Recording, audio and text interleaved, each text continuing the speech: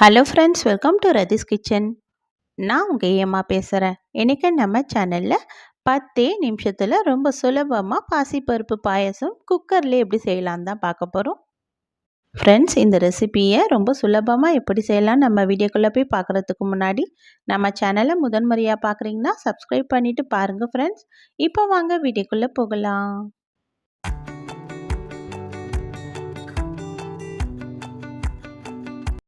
Friends, இந்த பாசிப்பருப்பு பாயசம் செய்கிறதுக்காக இப்போ நம்ம ஒரு பாத்திரம் எடுத்துக்கலாம்.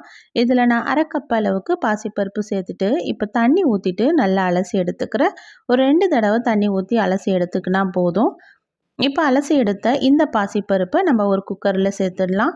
இப்போ நான் ஒரு பொருளாக நான் சேர்த்துட்டு தான் லாஸ்ட்டாக தான் நான் ஸ்டவ் பற்ற வைக்க போகிறேன். அது வரைக்கும் நம்ம ஸ்டவ் அப்படியே ஆன் பண்ணாமல் தான் வச்சுருக்கேன். இப்போ 1/4 கப் அளவுக்கு ஜவ்வரிசி எடுத்துக்கலாம். ஜவ்வரிசியுமே இப்போ ஒரு பாத்திரத்தில் சேர்த்துட்டு இதை தண்ணி ஊற்றி அலசி எடுத்துக்கலாம். நம்ம ஜவ்வரிசியை ஒரு தடவை தண்ணியில் அலசி எடுத்தால் போதும். அலசிட்டு இதையும் நம்ம குக்கரில் சேர்த்துக்கலாம்.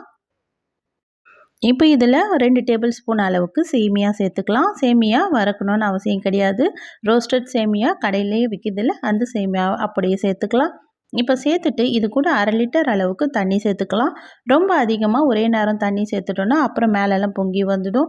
இப்போ 100 கிராம் அளவுக்கு வெல்லம் சேர்த்துடலாம். இது கூடவே 2 ஏலக்காயை இது போல் இடிச்சிட்டு சேர்த்துக்கலாம். இப்போ எல்லாமே இதில் சேர்த்தாச்சு. சேர்த்ததுக்கப்புறமா கடைசியாக இதில் 1/4 ஸ்பூன் அளவுக்கு உப்பு சேர்த்துடலாம். உப்பு சேர்க்கறதுனால நம்ம வெல்லம் சேர்க்குறோம்ல, அந்த வெல்லத்தோட இனிப்பு நல்லா எடுத்து கொடுக்கும். இப்போ இதெல்லாம் நல்லா சேர்த்துட்டு ஒரு முறை கலந்து விட்டுட்டு இப்போ ஸ்டவ் ஆன் பண்ணி விட்டுடலாம். ஆன் பண்ணி விட்டுட்டு இப்போ நம்ம குக்கரை மூடிட்டு இப்போ நம்ம விசில் சேர்த்துடலாம். இந்த குக்கர் நல்லா மீடியம் ஃப்ளேம்லேயே அப்படியே வச்சுட்டு ஒரு 2 விசில் வரட்டும். 2 விசில் வந்ததுக்கப்புறமா விசில் தானாக ரிலீஃப் ஆகி வரணும். அந்த அளவுக்கு வந்தோடனே நம்ம இதை ஓப்பன் பண்ணி பார்க்கலாம். இப்போ 2 விசில் வந்ததுக்கப்புறமா விசில் தானாக ரிலீஃப் ஆகி வந்துடுச்சு. ஆனதுக்கப்புறமா இதை நம்ம ஓப்பன் பண்ணி பார்க்கலாம். அவ்வளோதான், சூப்பரான பாசிப்பருப்பு பாயாசம் ரெடி ஆகிடுச்சு. உங்களுக்கு தேவைப்பட்டதுன்னா இதில் தேங்காய் பால் சேர்த்து அப்படியே பரிமாறலாம். எவ்வளோ சுலபமாக சட்டுன்னு செஞ்சிட்டோம் பாருங்கள் ஃப்ரெண்ட்ஸ். இந்த பாசிப்பருப்பு பாயாசம் பாத்திரத்தில் செஞ்சோன்னா நமக்கு 1/2 மணி நேரம் ஆகும். ஆனால் இது குக்கர்லேயே எவ்வளோ சுலபமாக செஞ்சிட்டோம்ல. இப்போ நம்ம இதில் கொஞ்சமாக முந்திரி திராட்சை தாளிச்சிக்கிறதுக்காக ஒரு கடாய் எடுத்துக்கலாம். இதில் 1 டேபிள் ஸ்பூன் அளவுக்கு நெய் சேர்த்துட்டு கொஞ்சமாக முந்திரி திராட்சை பாதாம் நமக்கு தேவையான நட்ஸ் எல்லாம் கூட சேர்த்துக்கலாம். சேர்த்துட்டு தாளித்து இதை அப்படியே இந்த பாத்திரத்தில் சேர்த்துடலாம். அவ்வளோதான், சூப்பரான பாசிப்பருப்பு பாயாசம் ரெடி ஆகிடுச்சு.